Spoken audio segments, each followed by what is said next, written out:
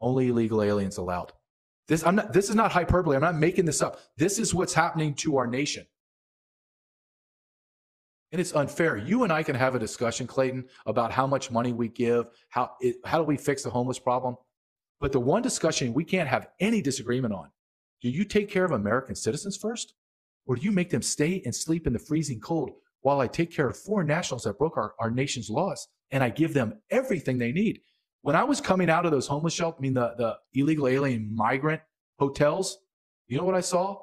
I saw men wearing very nice clothes, extremely clean, watches, jewelry. Another thing I saw, Clayton, they were jumping in and out of vehicles that they bought that had no license plates, no anything. And I'm told by Chicago PD officers, we're not allowed to stop them. We know who they are. They get to drive licenseless, plateless, anything. Just, it's anarchy. It's anarchy. And I will tell you this. I talked to several lieutenants within the Chicago PD, and they told me the plan was to have no plan, meaning just chaos. These are soldiers, frontline law enforcement guys telling me this is a disaster. And they tell me also the DNC comes in August. They said, prepare. It's going to be beyond insane. Crime, rampant, BLM, anarchists, illegal aliens, gang members says, we're not prepared. That's a quote. We are not prepared. That's why you're seeing the DNC thinking about canceling their convention. And you said they're not prepared. The Chicago PD says we're not prepared? Chicago, this is a quote. Chicago PD lieutenant told me, we are not prepared, and our federal partners are extremely concerned because we do not have a handle on anything. I hope people are paying attention to what JJ just said.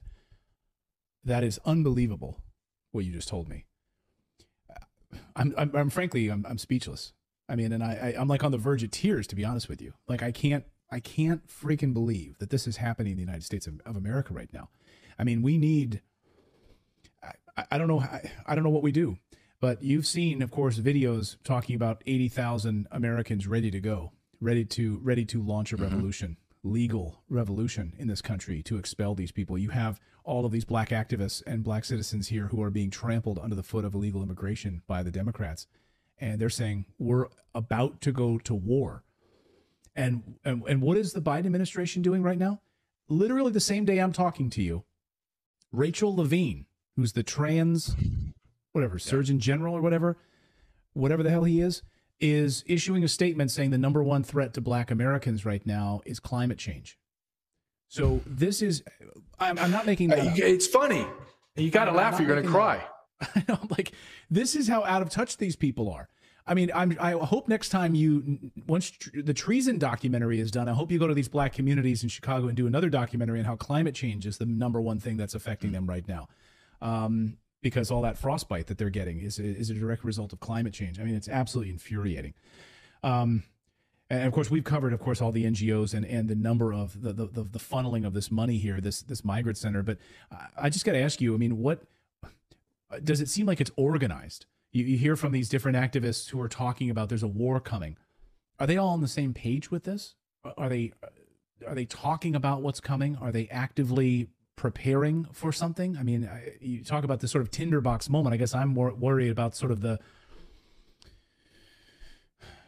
explosive moment, you know, the start of World War I moment in the United States. What will be the shot heard round the world moment? Will we have a George Floyd style moment that will be used to rally? And or do they seem like they're all on the same page with this?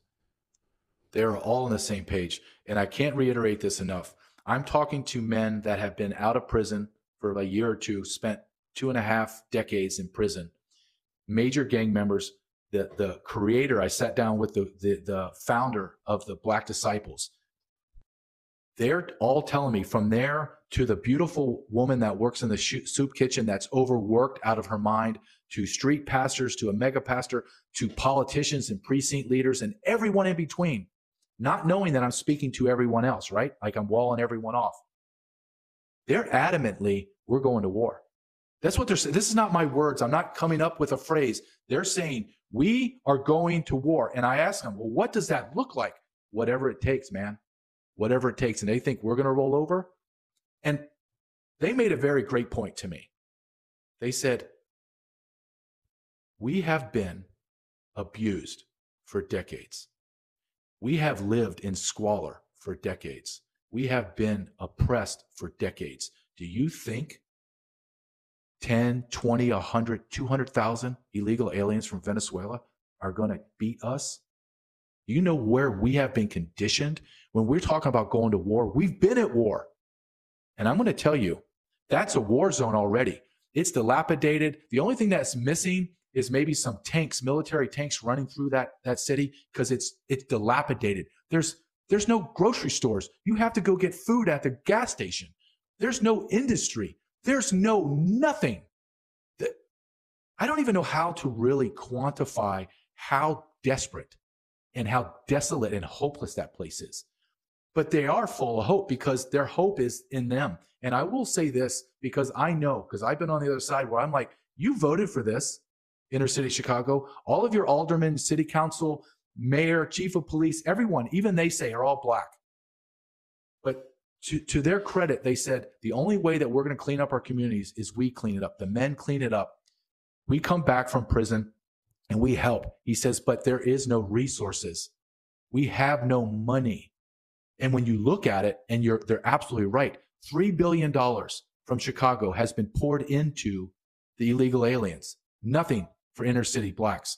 Let me go one step further. I'm talking to the GOP leader, and he tells me, do you know last week that we beat back a bond measure for $150 million for illegal aliens? We beat it back. He goes, but you know what Mayor Johnson did? They did a circle around and they took out a loan, not for $150 million, but for $1.25 billion. And all of it is earmarked for illegal aliens. So you think, and one thing I want to tell you, Clayton, the last adjective that they all use to describe how they feel, the black residents in inner city Chicago, they say, we feel humiliated.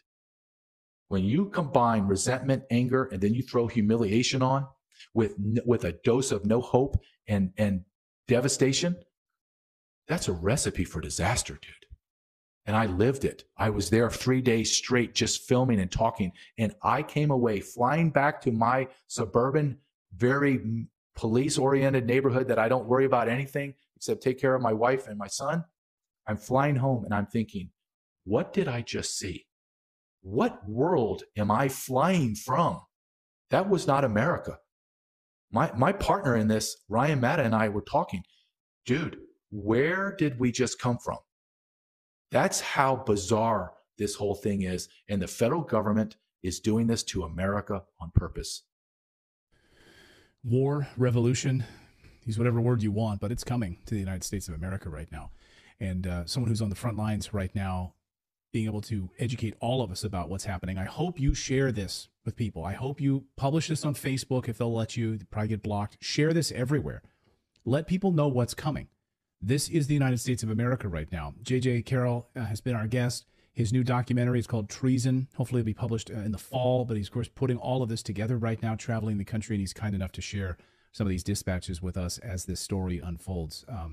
But this one really got me, J.J. I mean, this really hit me in a way that I didn't think it was going to, but it really has. Thank you for joining us, J.J. I really appreciate it. Thank you for the time, as always, Clayton. I really hope you enjoyed watching this video. You know, YouTube thinks that you'll actually like this next video right here. It's personalized based on your own viewing habits. So if you watch the video, please leave a comment. Let us know what you think about it. And we will see you next time, everyone.